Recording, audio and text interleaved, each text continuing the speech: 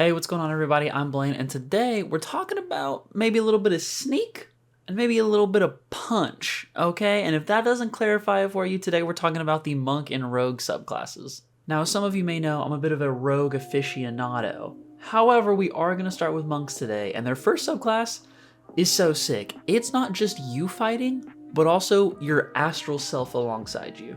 Now, when you do decide to go with this subclass, you're going to get a new damage type for your astral damage, and that can be any of the mystical options. So that's gonna be either Umbral, Psychic, Sonic, or Radiant, and you get to choose one of those four as your astral damage type. Now, with this astral self, we are going to have some astral arms, obviously, that you can use. It's going to be one action point and one stamina point on your turn, and you will summon these two astral arms around you that you get for a minute. And they're going to stay on you until you either fall unconscious, lose them by dying, or if you just choose to end them for free. So getting rid of them doesn't cost you anything, so that's kind of nice. Now, when you do manifest these arms, they have two main things that can happen, or two main things they can do. One is going to be their unarmed strikes, in which just how you would usually do an unarmed strike, you can do them with the astral arms instead. This does a few things. One, they have reach, so you get an extra space of attack, which is really nice. They are going to target the opposing MD instead of PD. Defenses are going to change in the next update, so that might be pretty out of date soon. However, for now, that's how it works. And then they're going to do one astral damage instead of your normal one, which, as we talked about, is whatever of those four damage types you choose to attach to your astral self. Now, the last feature you're going to get is Mystical Deflection, and this is basically just going to make your Deflect Attack feature stronger. So typically, when you use Deflect Attack, it has to be a ranged attack that misses you and targets your physical defense. Now, with this one, your Deflect Attack feature can do any ranged attack that targets your physical defense or mystical defense. Again, defenses are changing soon, so that might fix itself. However, that is what it is for now, which is super sick. Now, their flavor feature, which is always my favorite part, and this one is no exception, is Astral Watch. And the way this is going to work is your astral body, while you are sleeping, can still stay awake, be aware of your surroundings, it can hold conversations with people, and at any point while you are sleeping, you can wake yourself up. So really, really cool, and honestly, super helpful for parties. If your DM is the kind of DM to have a lot of adventuring out, sleeping in forests, and needing to, keep watch and stuff like that, that is a just absolutely insanely helpful tool to have at your disposal. And now coming into our next monk subclass, it's going to be Shifting Tide, and it's all about your ebb and flow and, mastering that fluidity in combat. Now, this subclass, while it is very simple, is still super effective, and your first feature is going to be Ebb, which is whenever you enter a new monk stance, you're going to gain 2 spaces of movement. And if you don't catch on, this one's kind of all about, again, the fluidity of battle and being able to shift your strategy to whatever you need, so changing stances a lot. Now, the next one is going to be Flow, and with Flow, you can use your Uncanny Dodge, or when you do, rather, you can also spend an AP to make an opportunity attack against that attacker. All Uncanny Dodges, you can spend one of your key points, and it gives that attack against you disadvantage. Super powerful, but then on top of that, you can spend an action point to then hit them as well, doing an opportunity attack. So a nice little flow, again, allowing you to be very reactive and fluid in the heat of battle. Finally, while this is a combat feature, I do think the flavor of this one is so good. It is called Changing Tide, and it basically, again, adds to your Deflect Attack, but a little differently this time, in that you can do melee attacks that are targeting you from large or smaller creatures, and you can shift it to a new target within one space of you.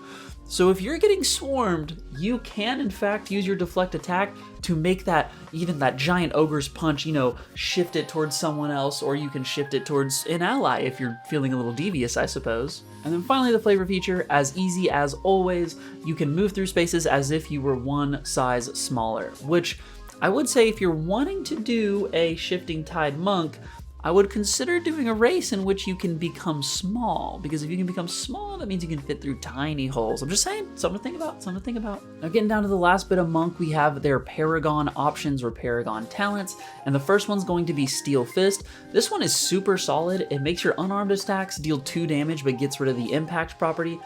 All the impact property does is it makes sure when you get a heavy hit, you get +1 damage. So it's just taking that +1 damage and moving it down to threshold so that you more consistently get more damage. And then on top of it, you can spend a stamina point whenever you do make a martial attack to make an additional one against a creature within range. So it doesn't even have to be the same one. And on top of it, that attack does not advance your check penalty, because when you make multiple attacks, you get a check penalty to those attacks. So super sick, lets you throw out more punches, and will just on average make you deal more damage. And then your final Paragon Monk feature is going to be internal damage. This one's a little brutal if you think about the context of it, but whenever you make an unarmed strike, you can spend any amount of SP, and when you do so, they're going to make a physical save that they will continue to make on their turns, and if they fail, they're going to become impaired, which, if you aren't aware, just makes them have disadvantage on physical checks. And then while they are impaired that way, so while they are continuously failing, they're going to take sonic damage at the start of their turns equal to your SP spent. So you could really full send into this and like dump all of your stamina if you have like 4 stamina in, and they gonna be hurting at the start of their turns, having to take 4 sonic damage every time. That's no joke. Finally, the monks out of the way, which, hey, I love monks, but just rogues will always hold a special place in my heart. We have the rogue subclasses, and we're starting off with an absolute banger, and I'll be honest, my favorite subclass, Long Death. All right, now I'm going to try to contain my excitement and just talk about the subclass, okay? Now, the Long Death subclass has the 1000 Cuts feature, and this feature is the only combat one they get, but there's a lot packed into it. So long story short, whenever you use your debilitating strike as a rogue, which if you don't know is your way of hitting people, you spend a stamina, they make a save, and if they fail it, you apply some conditions. With this one, you also apply a bleeding that is inherently a stronger bleeding because it does a few things. One, whenever they regain HP, it does not stop this bleeding. That is important.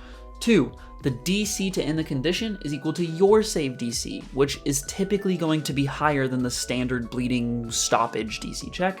And then finally, this can stack multiple times, dealing damage equal to the number of stacks, not just one. But then if they try to make a check to get rid of the bleeding, every 5 they go up above gets rid of another one of those stacks. Now the important note that I did specifically pass up because I think it's the most important part is this bleeding effect can be done to even creatures that are immune to bleeding, which is so sick. And there's a Dungeon Coach tip in there because I already hear some of y'all yapping right now of, well, how do you make a rock monster bleed? That's up to you. That's up to the DM, up to the player. He recommends things like alchemic toxins or things like some kind of magical effect on their knife that causes some kind of maybe spiritual bleeding or something like that. You know, you can even get silly with rock monsters and have pebbles fall out, right? Or something like that, but completely up to you. But I think it's so sick to be able to make creatures that don't bleed.